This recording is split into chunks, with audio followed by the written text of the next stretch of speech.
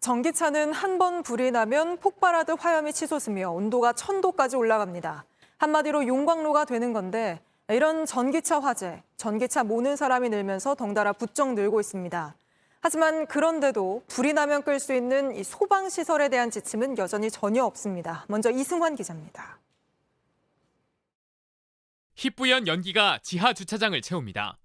한 차량에서 폭발과 함께 불길이 일더니 옆 2대까지 번집니다. 3대 모두 불이 쉽게 안 꺼지는 전기차.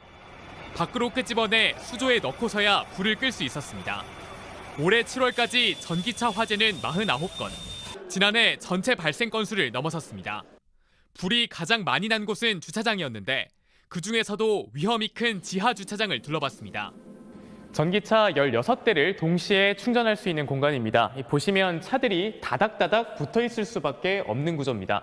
근처에 소화기와 스프링클러 등이 있기는 하지만 전기차에서 불이 나고 옮겨 붙기 시작하면 끌 수 없습니다. 이 아파트도 지하 2층에 전기차 10대를 충전할 수 있는 공간이 있습니다. 작년에 추가 2%를 한 거죠. 그래서 빨리 그냥 가트를 안 먹이는 거 설치하는 거죠.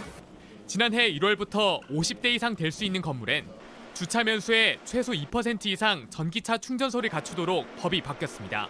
하지만 소방 설비에 관한 법은 그대로입니다. 불안해도 또 이산화탄소도 있고 분말도 있고 뭐를 갖다 놔야 될지 그런 거를 법적으로 이렇게 정해줘야 되는 거지. 위험은 명확한데 대책은 보이지 않습니다. JTBC 이승환입니다. 보신 것처럼 전기차에서 난 불은 수조에 넣어야지만 간신히 꺼질 정도로 내연기관 차에서 난 불보다 더 잘 번지고 끄기도 어렵습니다. 그래서 초기 대응이 중요한데 어떤 진화 장비를 도입해 볼 만한지 이어서 정영재 기자가 보도합니다. 2020년 서울 용산의 지하 주차장에 있던 테슬라 차량에 불이 났습니다.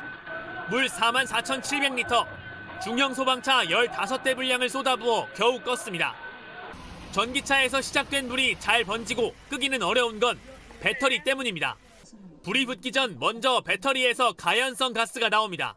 전기차에서 발생되는 오프가스는 이제 주변에 체류가 되고 높은 압력 때문에 수평으로 전달되기 때문에 옆 차에 빨리 전이가 되고 불이 붙고 배터리 온도가 치솟으면 이른바 열폭주 현상과 함께 폭발이 일어납니다. 이렇게 되면 물을 뿌리는 정도로는 해결이 안 됩니다.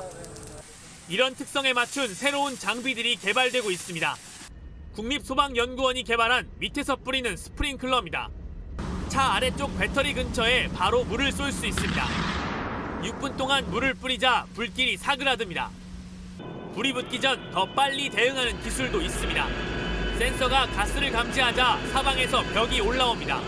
순식간에 수조가 만들어지고 물이 쏟아집니다. 소방차나 이동형 수조가 못 들어오는 지하에는 충전 설비와 함께 이런 자동 수조를 설치하는 게 대안이 될 수 있습니다. 전기차만 늘릴 게 아니라 전기차 화재에 대응하는 기술과 지침까지 갖춰나가야 할 때입니다. JTBC 정영재입니다. 안녕하세요. 뉴스룸 앵커 한민용입니다. 오늘도 JTBC 뉴스룸을 시청해주신 여러분 고맙습니다. 오늘 저녁에도 뉴스의 현장에서 찾아뵙겠습니다.